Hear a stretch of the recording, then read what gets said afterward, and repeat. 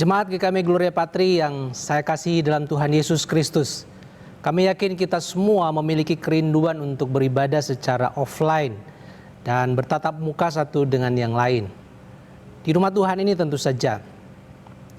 Namun memperhatikan laporan dari gugus tugas percepatan penanganan penyebaran COVID-19 dari pemerintah kota, pemerintah Semarang yang masih menempatkan kota kita tercinta pada zona yang tidak kondusif, yang artinya penyebaran COVID-19 ini masih pada situasi dan level yang membahayakan bagi kita semua. Dan untuk itu, karena alasan kesehatan dan keselamatan jiwa kita bersama, maka Majelis Jemaat GKM Gloria Patri mengambil keputusan untuk belum membuka gereja kita dan mengadakan ibadah atau kebaktian umum serta kebaktian kategorial di rumah Tuhan sampai pada waktu yang belum ditentukan. Sampai kemudian pemerintah kota Semarang dan gugus tugas menyatakan status kota kita pada zona hijau, maka membuka gereja menjadi pilihan yang logis bagi kita semua. Keputusan ini akan tetap kami Majelis Jemaat evaluasi sesuai dengan perkembangan yang ada. Kami mohon pengertian dari setiap jemaat. Kami yakin bahwa sekalipun kita tetap di rumah dan beribadah bersama dengan anggota keluarga kita, Tuhan Allah hadir dan memberkati kita semua secara khusus. Dan biarlah waktu-waktu ini juga menjadi kesempatan yang baik bagi kita sebagai keluarga untuk menciptakan kegiatan yang berkesan dan tetap teringat oleh anak cucu kita nantinya. Dan biarlah waktu-waktu ini juga adalah kesempatan yang baik agar cinta kasih Tuhan bertumbuh secara subur di dalam keluarga kita. Dan sekarang mari kita datang ke hadirat Tuhan dalam ibadah kita.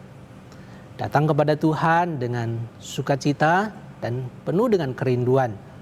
Bawalah hidup kita menjadi ibadah dan persembahan yang kudus dan yang berkenan kepadanya. Dan ibadah kita pada pagi hari ini hanya jadi dan kita persembahkan di dalam nama Allah Bapa, Allah Anak, dan Allah Roh Kudus. Amin. Shalom Gloria Patri, selamat hari Minggu.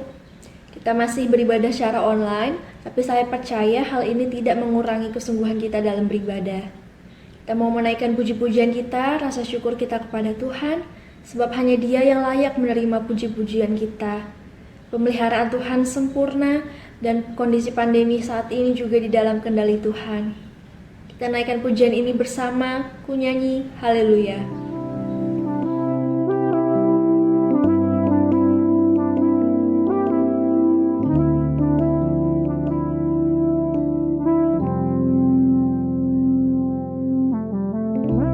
Kami mau memuji dan menyembah-Mu Tuhan di tempat yang tertinggi.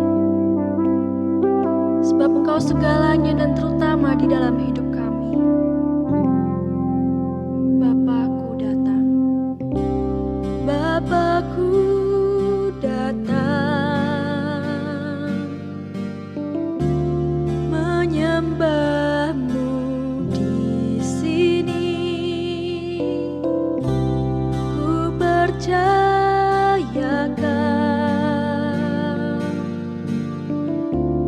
ada bagiku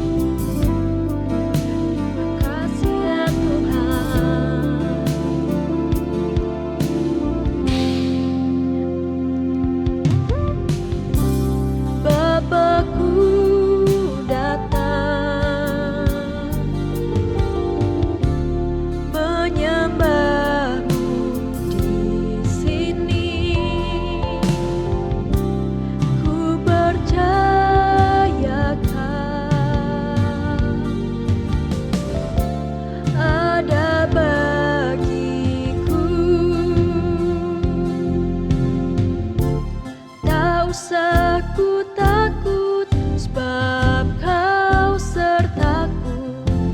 Tak usah ku bimbang, kau di dalamku. Tak usah ku cemas, kau penghiburku. Saat ku lemah, kau kuatku. Ku nyanyi haleluya. Ku nyanyi haleluya. Sungguh kau hebat, ajaib perkasa perbuatanmu. Ku nyanyi haleluya. Ku nyanyi haleluya.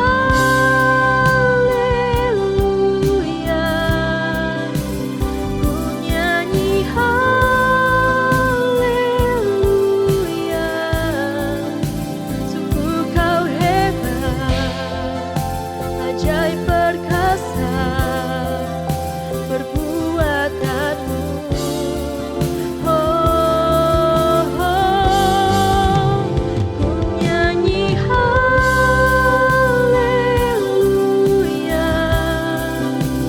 Ku nyanyi haleluya. Sungguh kau hebat, ajaib perkasa perbuatanmu di hidupku.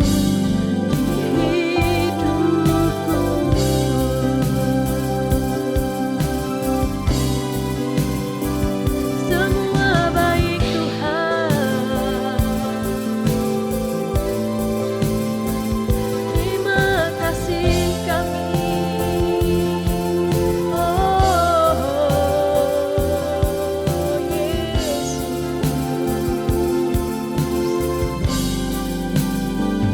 Terima kasih Tuhan.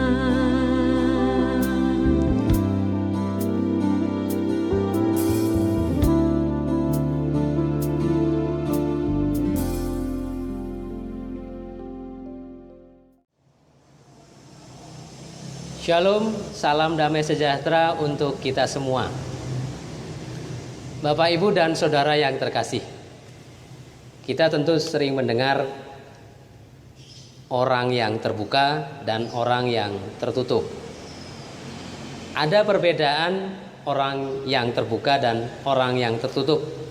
Menurut sebuah sumber, orang yang terbuka itu lebih sering mencapai gagasannya dengan cara berdiskusi, berbagi dengan orang lain, sehingga dia mendapatkan sebuah gagasan yang baik. Sedangkan orang yang tertutup, ia lebih sering mendiskusikan gagasannya itu dalam alam pikirannya sendiri. Dia pikir diri sendiri sampai setelah matang, baru dia menuangkan gagasan dan idenya itu dalam hidupnya. Itu perbedaan yang pertama. Perbedaan yang kedua, orang yang terbuka, kalau ia stres, penat, ya, lagi suntuk, ya, entah dengan pekerjaan atau dengan kehidupannya, ya biasanya menghilangkan stresnya dengan bertemu dengan kawan-kawannya, berbagi cerita, ya, sukacita, gembira dengan teman-temannya.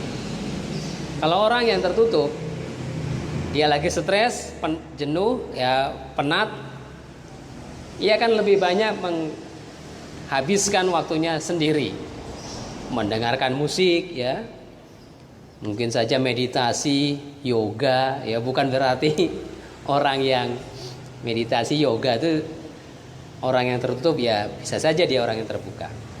Ya, itu perbedaan yang kedua. Perbedaan yang ketiga adalah orang yang terbuka, temannya itu lebih banyak daripada orang yang tertutup. Tetapi orang yang terbuka itu hanya mengenal temannya tanpa mendalam. Ya, biasa, ya kenal. Kalau orang yang tertutup sangat mendalam, Bapak Ibu. Sedikit yang ia kenal. tapi hari ulang tahunnya dia tahu, nama lengkap anak kawannya dia tahu, ya. Sangat mendalam. Sehingga orang yang tertutup itu lebih sering memperhatikan teman-temannya. Ya, itulah beberapa perbedaan orang terbuka dan tertutup. Pagi hari ini kita akan bersama-sama merenungkan tentang keterbukaan. Tema yang diberikan kepada saya adalah keterbukaan yang membawa bahagia. Didasarkan dari surat Filipi 2 ayat 1 sampai 11. Kita akan merenungkannya lebih dalam, namun mari kita berdoa. Kami bersyukur Tuhan, pada pagi hari ini kami boleh bersama-sama dengan jemaat Gloria Patri yang ada di rumah mereka masing-masing. Kami bersama mau merenungkan firman-Mu dari surat Filipi dalam kehidupan kami berkeluarga, berjemaat. Terkhusus di bulan keluarga ini Tuhan.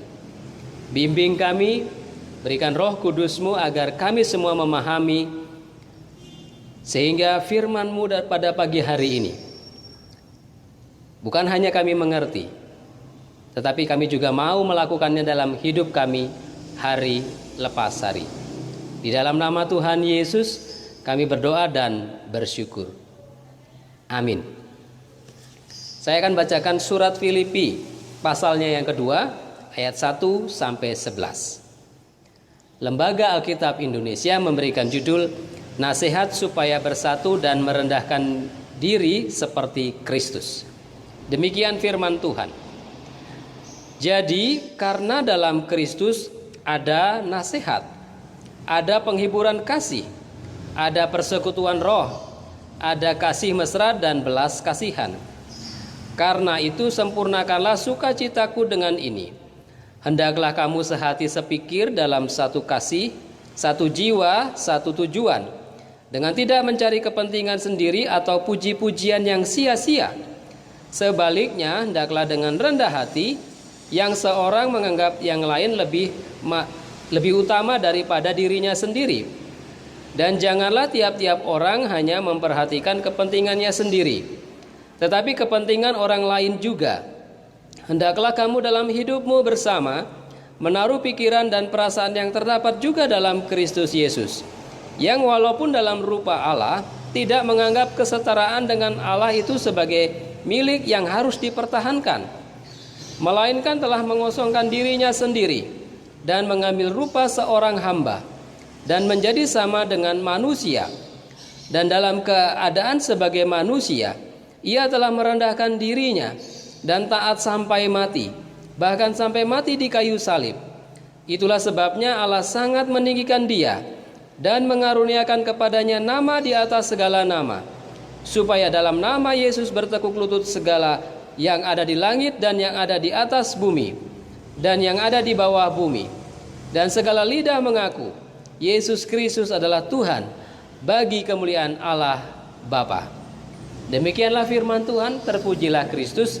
Diberkatilah kita yang mendengar dan melakukan firman Tuhan.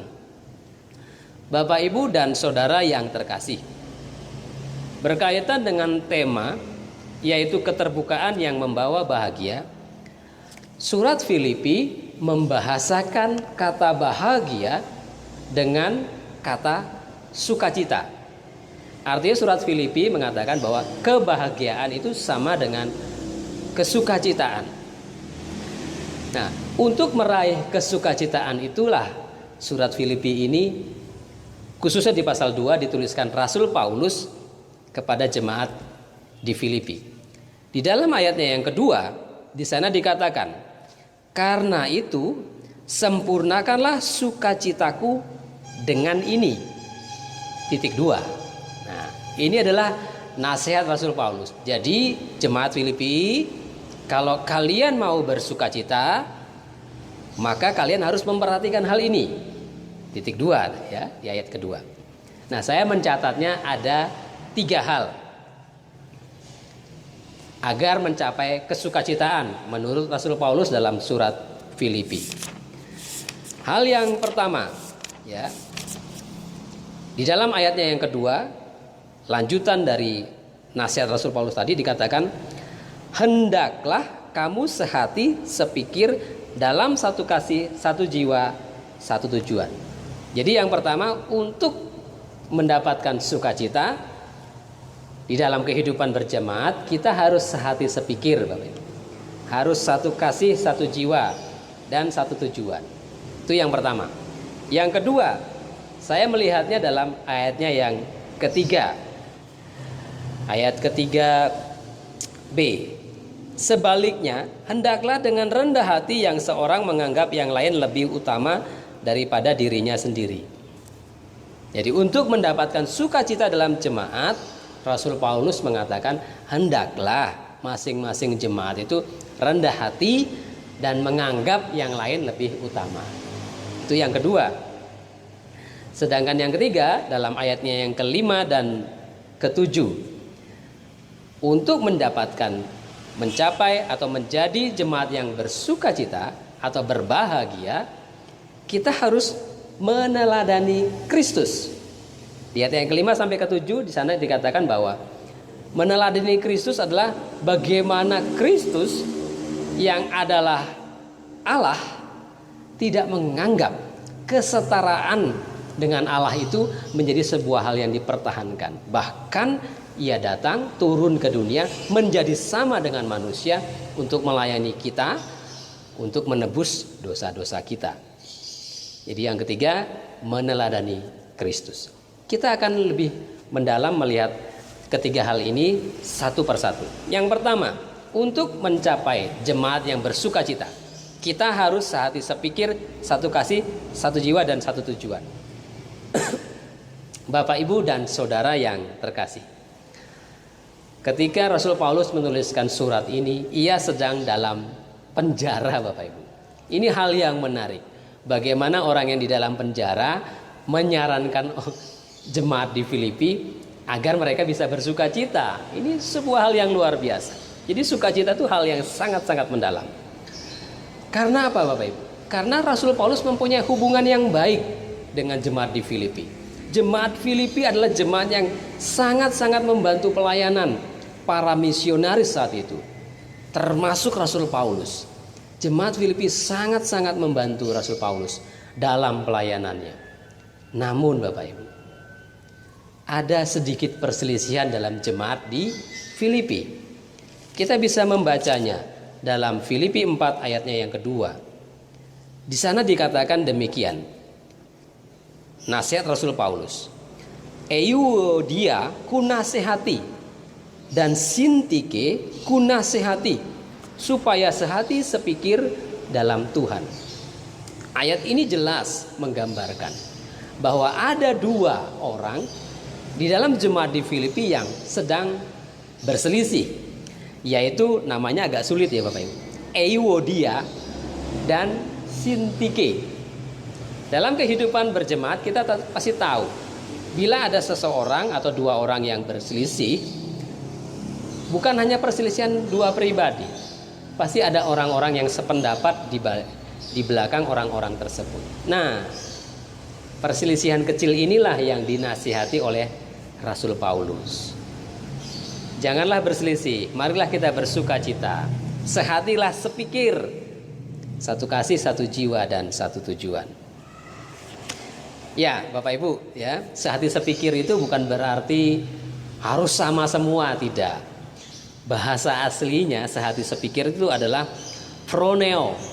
Phroneo itu artinya mau memahami, mau mengerti, bersikap bijaksana. Bersikap bijaksana tentu mau memahami perbedaan-perbedaan yang ada. Jadi Rasul Paulus mengajak untuk dalam jemaat pasti ada perbedaan, tetapi marilah kita saling mengertilah satu dengan yang lain. Ya, dalam kehidupan berkeluarga saya dengan istri saya ya, akhir-akhir ini ya tidak sering juga sih Bapak Ibu ya. Akhir-akhir ini dia suka dengan nonton drakor ya, drama Korea. Mungkin ibu-ibu yang di rumah suka juga ya nonton ya. Saya dengan istri saya tuh beda pendapat Bapak Ibu ya. Saya menganggap bahwa wah nonton drakor itu apa tuh manfaatnya gitu ya. Tapi kalau istri saya, dia suka ya. Apa yang menjadi kenapa dia suka ya? Ternyata ya Bapak Ibu ya. Dia bilang kalau dia kerja, kan istri saya juga bekerja ya Bapak Ibu. Kalau dia bekerja, karena dia nonton drakor itu, dia tuh bisa nyambung gitu loh ya Bapak Ibu. Cerita sama teman-temannya itu ya. Ya harapan saya sih daripada ngegosip ya Bapak Ibu ya, lebih baik cerita tentang drakor ya. Drakor itu kan tidak ada hubungannya dengan kita. Jadi dia lebih bersemangat ya, kerja semangat ya, bisa cerita dengan teman-temannya nyambung ya.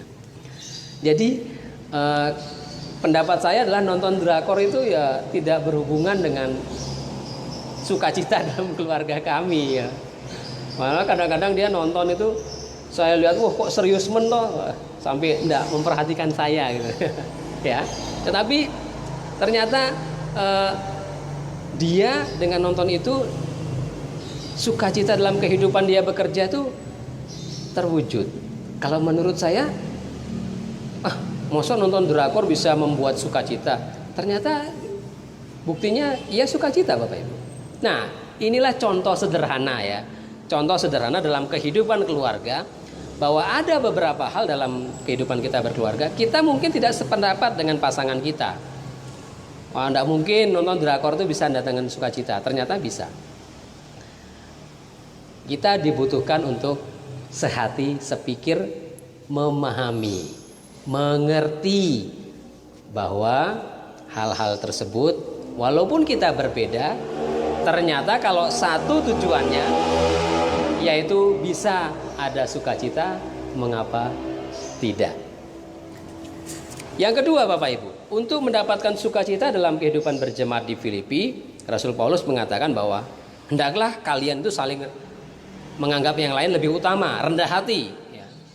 Rendah hati itu lawannya adalah egois. Menurut beberapa sumber ya, ciri-ciri orang egois. Nah, ini kita lihat ya, apakah ciri-ciri ini ada dalam kehidupan kita atau enggak. Orang egois itu harus menang dalam setiap argumennya. Setiap ada perbedaan argumen ya, adu argumen, orang egois itu harus menang ya. Yang kedua, orang egois itu tidak mau mengindahkan pendapat orang lain. Dia hanya ngomongin pendapatnya dia. Misalkan ada pendapat orang lain yang mungkin sama, tapi dia tidak memperhatikan. Yang ketiga, orang egois itu selalu ingin bersaing dalam kehidupannya. Orang egois itu selalu mengendalikan orang lain. Kamu harus gini, kamu harus gitu. Mengendalikan orang lain. Orang egois itu ingin orang lain itu menghargai pendapatnya, mendengarkan pendapatnya, tapi dia tidak mau mendengar pendapat orang lain. Orang egois itu ya jarang menawarkan jalan keluar. Misalkan dia mendengarkan pendapat orang lain, dia bisanya kritik, tapi tidak berikan solusi.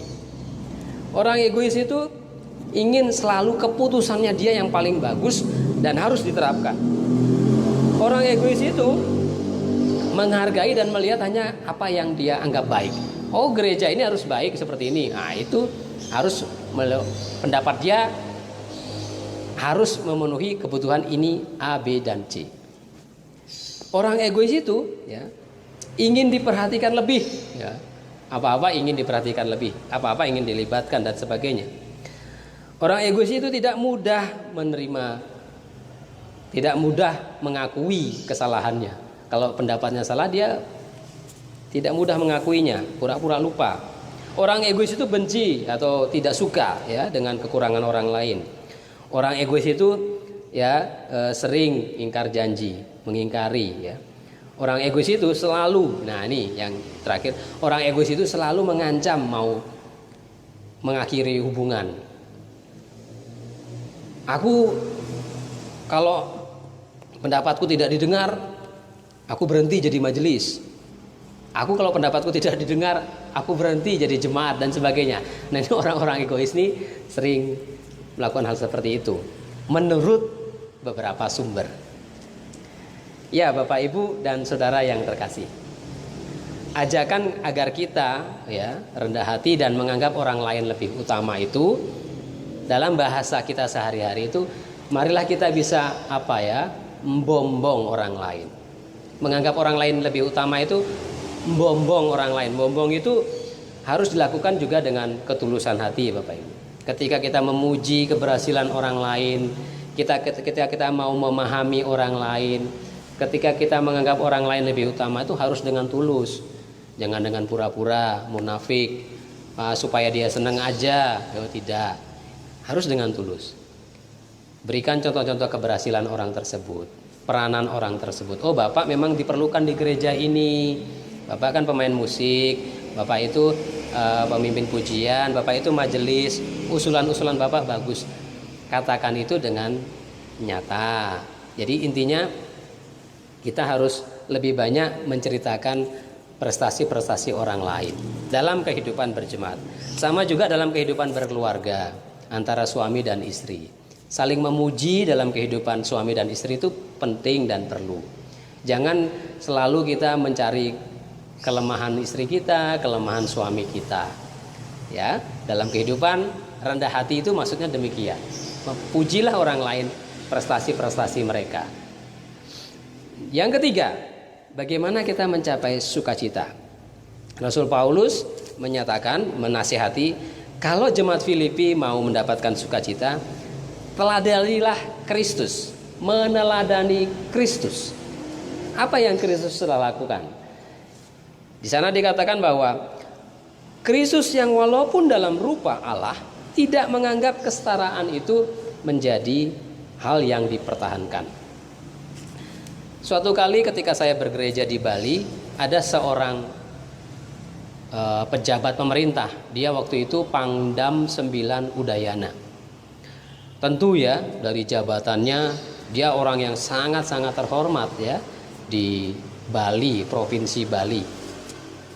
Namun ketika dia bergereja, Bapak Ibu, dia tidak merasa harus diperhatikan oleh jemaat gereja tersebut. Oh, karena Bapak Pangdam maka harus duduk paling depan. Oh, Bapak Pangdam besok mau ibadah, kursi depan harus dikosongin. Tidak, Bapak Ibu. Bapak ini selalu datang, memang seringnya tepat waktu. Namun ketika ia datang dan sudah ada yang duduk di kursi paling depan, ia duduk di belakangnya atau duduk di tempat kursi yang kosong. Dari kerendahan hati ini saya melihat bahwa mengosongkan diri itu adalah kita tidak membawa oh kita ini orang penting di dunia, bukan di luar gereja kita ini orang penting. Kita bos atau pemimpin perusahaan, punya usaha, saya tuh orang kaya, saya orang punya, tidak. Tapi ketika kita datang ke gereja, ya perlakuan gereja ya sama. Kita pun mau ke gereja itu sama dengan orang lain. Inilah teladan yang ingin diajarkan oleh Tuhan Yesus kepada kita semua. Jadi Bapak Ibu dan Saudara yang terkasih, untuk mendapatkan sukacita, mencapai keadaan yang sukacita, jemaat Filipi agar kamu bisa bersukacita, sehati sepikirlah, rendah hatilah, dan teladani Kristus. Ya tentu Bapak Ibu, pesan yang sangat-sangat kuat dari surat Filipi ini adalah untuk mengajarkan kita hidup rendah hati. Hidup rendah hati itu tidak mudah, Bapak Ibu. Hidup rendah hati itu harus dilakukan dengan kesungguhan diri kita. Nah, bagaimana Bapak Ibu? Kalau kita sudah rendah hati, kalau kita sudah melakukan apa yang dinasihati Rasul Paulus, apa yang dilakukan, dicontohkan oleh Tuhan Yesus, ternyata kita malah mendapat perlakuan yang tidak menyenangkan. Ya, kita harus sudah rendah hati, orang lain ternyata dia tidak berlaku rendah hati, ya dia lebih terus menerus di atas kita, sehingga kita menjadi terluka, ya, khususnya dalam kehidupan berkeluarga. Ya, kita terluka oleh pasangan kita, ya. Kita sudah rendah hati, tapi pasangan kita kok malah tinggi hati terus gitu ya. Nah, saya melihat atau sempat membaca ya dalam sebuah ungkapan yang baik sekali bagi kita semua. Di sana dikatakan demikian, hati yang terluka akan sembuh dengan hati yang terbuka. Hati yang terluka akan sembuh dengan hati yang terbuka. Jadi Bapak Ibu, pesan ini memberikan insight bagi saya bahwa ketika kita sudah rendah hati, ketika kita sudah meneladani Kristus, ketika kita sudah memahami orang lain dengan baik, tetapi ternyata perlakuan orang lain tidak seperti apa yang kita lakukan, maka kita harus bersifat terbuka, bersikap terbuka. Terbuka dalam artian apa? Pertama, bukalah hati kepada Tuhan, berdoa kepada Tuhan, sampaikan keluh kesahmu kepada Tuhan. Dalam Matius 11 ayat 28, Tuhan Yesus berpesan, ketika kita menyampaikan keluh kesah kita kepada Tuhan, Dia akan memberikan kelegaan kepadamu. Ketika kita terbuka kepada Tuhan, Dia akan memberikan kelegaan bagi kita. Yang kedua, bukalah hati kepada orang-orang yang kita anggap lebih matang daripada kita. Dengan bercerita dengan orang lain, berkeluh kesah dengan orang lain, dengan gembala, dengan majelis, dengan orang-orang di gereja yang kita anggap lebih matang dari kita akan juga mendapatkan kelegaan. Dan yang ketiga, di dalam Roma 8 ayat 28, di sana dikatakan bahwa segala peristiwa dalam kehidupan kita pasti mendatangkan kebaikan bagi kita. Artinya mengucap syukurlah. Mengucap syukur dengan segala keadaan yang kita hadapi. Inilah sikap-sikap yang terbuka. Bapak, Ibu, dan saudara yang terkasih, keterbukaan yang membawa bahagia.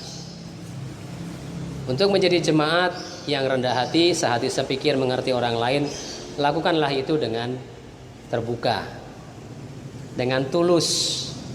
Jangan munafik, jangan pura-pura. Ya, pura-pura itu berkaitan dengan hal yang tertutup. Ketika kita terbuka, ya, senyum kita terbuka, hati kita terbuka, jemaat terbuka satu dengan yang lain, maka sukacita, bahagia itu pasti terwujud di dalam kehidupan kita. Amin Bapak Ibu. Baik, marilah kita bersama-sama berdoa kepada Tuhan agar kita diberikan kekuatan untuk menjadi jemaat yang terbuka. Mari kita berdoa. Kami mengucap syukur Tuhan untuk firman-Mu pada pagi hari ini. Ajarkan kami untuk terbuka satu dengan yang lain. Ajar kami untuk menerima, memahami, mengerti orang lain. Ajar kami meneladani Kristus di dalam kehidupan kami, menjadi jemaat dan keluarga yang bersukacita. Kami berdoa untuk setiap jemaat Gloria Patri, baik dalam kehidupan mereka bergereja dan juga kehidupan mereka berkeluarga, agar mereka selalu bahagia, sukacita, dengan terbuka dengan pasangan mereka, dengan terbuka dengan anak-anak mereka, dengan terbuka dengan jemaat yang lain, dan terbuka dengan gembala, hamba Tuhan, dan seluruh majelis dan pengurus. Kami mengucap syukur untuk firman-Mu pagi hari ini. Ajarkan kami bukan hanya menghayatinya, tapi melakukannya dalam hidup kami hari lepas hari. Di dalam nama Tuhan Yesus kami berdoa. Amin. Tuhan memberkati.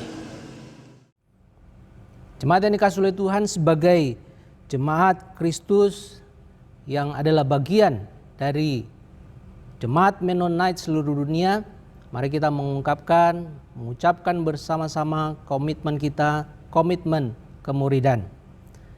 Kami bersaksi bahwa tidak seorang pun dapat sungguh-sungguh mengenal Kristus kecuali ia yang mengikutinya setiap hari dalam kehidupan. Biarlah kasih Tuhan yang indah boleh menginspirasi kita untuk terus saling mengasihi sesama anggota keluarga kita. Dan hanya di dalam Tuhan terjadi pemulihan dan berkat-berkat Tuhan tercurah atas keluarga kita. Kita naikkan pujian ini sebagai doa kita bersama. Pemulihan keluarga.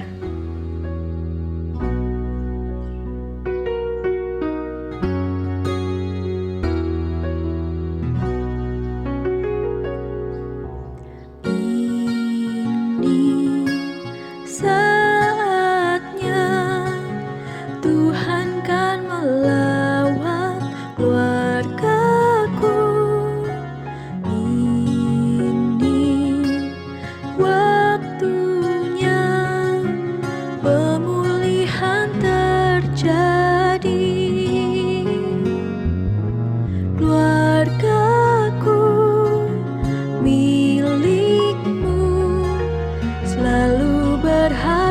di matamu.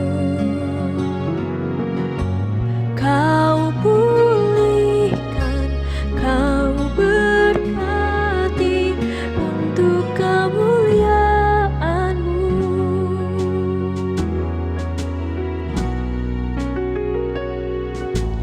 Ini saatnya Tuhan kan melawat keluargaku. Ini waktunya pemulihan terjadi. Keluargaku milik-Mu, selalu berharga di mata-Mu. Kau pulihkan, kau berkati untuk kemuliaan-Mu.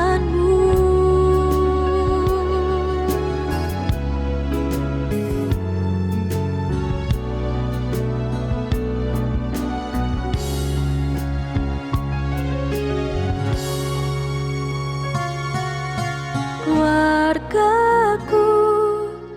milik-Mu, selalu berharga di mata-Mu. Kau pulihkan, kau berkati untuk kemuliaan-Mu.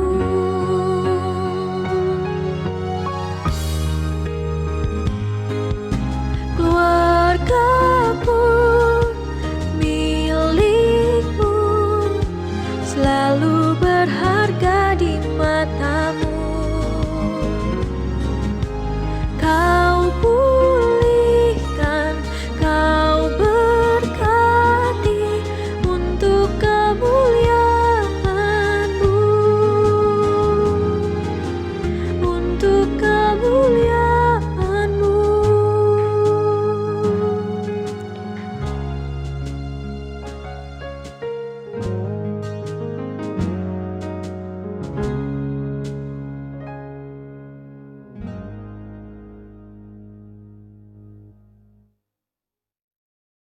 Jemaat yang dikasihi oleh Tuhan, mari kita datang kepada Tuhan. Kita akan menaikkan beberapa pokok doa syafaat kita. Mari kita berdoa. Bapa kami yang bertata di dalam kerajaan surga, kami tetap menaikkan syukur kepadamu untuk keadaan yang kami alami hari ini. Kami bersyukur bahwa Engkau tetap menjaga dan memelihara hidup kami.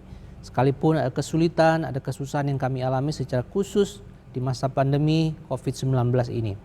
Tetapi kami bersyukur Tuhan masih menopang, Tuhan masih memberikan kekuatan kepada kami semua. Kami berdoa menyerahkan untuk jemaat-jemaat kami yang sedang sakit, yang sedang lemah tubuh. Tuhan hadir, Tuhan memberikan kekuatan ekstra kepada mereka. Engkau jamah, Engkau pulihkan mereka. Engkau hadir memberikan ketenangan dan sukacita kepada mereka. Mereka tetap memiliki pengharapan dalam Tuhan, mereka tetap memiliki iman dalam Tuhan dan kasih kepada Tuhan.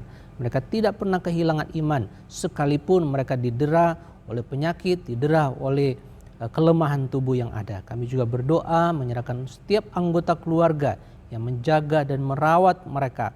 Engkau memberikan kekuatan ekstra juga kepada mereka, memberikan kesabaran bagi mereka, memberikan cinta kasih yang meluap yang daripada Tuhan, sehingga mereka memberikan perawatan dengan cinta yang daripada Tuhan. Terima kasih Tuhan, kami tetap menyerahkan ke dalam tangan Tuhan untuk bangsa dan negara kami, pemerintah kami yang sedang berupaya dengan sekuat tenaga mereka untuk mengendalikan penyebaran COVID-19 ini. Tuhan, sesungguhnya kami harus mengakui bahwa hanya karena kemurahan Tuhanlah, hanya karena kedaulatan Tuhanlah maka COVID-19 ini, wabah ini bisa berakhir. Karena itu kami berseru memohon kemurahan Tuhan. Mari Tuhan, Engkau nyatakan kasih dan kuasa-Mu bagi bangsa kami dan seluruh dunia, sehingga penyebaran COVID-19 ini boleh berakhir. Kami berdoa untuk pihak-pihak yang berupaya untuk menemukan obat, menemukan vaksin.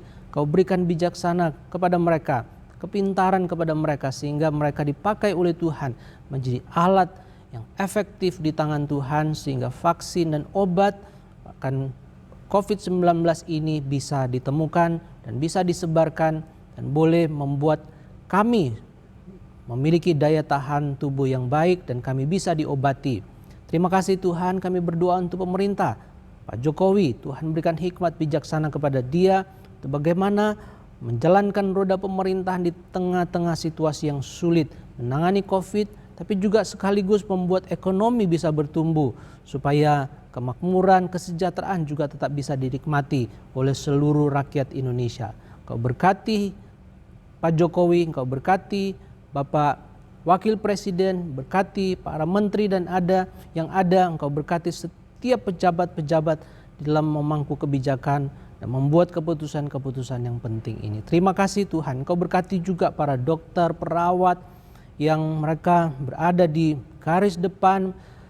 Oh Tuhan, Engkau memberkati, Engkau menjaga, Engkau memproteksi mereka. Beri hikmat, beri kepandaian kepada mereka, kebijaksanaan kepada mereka untuk bisa menangani pasien-pasien yang ada. Beri daya tahan yang baik bagi mereka dan juga keluarga mereka Engkau jaga, Engkau pelihara. Terima kasih Tuhan, terima kasih. Ini doa kami, syukur kami, syafaat kami yang kami naikkan dalam satu nama, yaitu nama Tuhan Yesus Kristus yang adalah Tuhan dan Juru Selamat kami yang hidup. Jemaat yang dikasihi oleh Tuhan, kita sudah mendengarkan kebenaran firman Tuhan, kita sudah memuji nama Tuhan, kita sudah mendengarkan doa kita kepada Tuhan.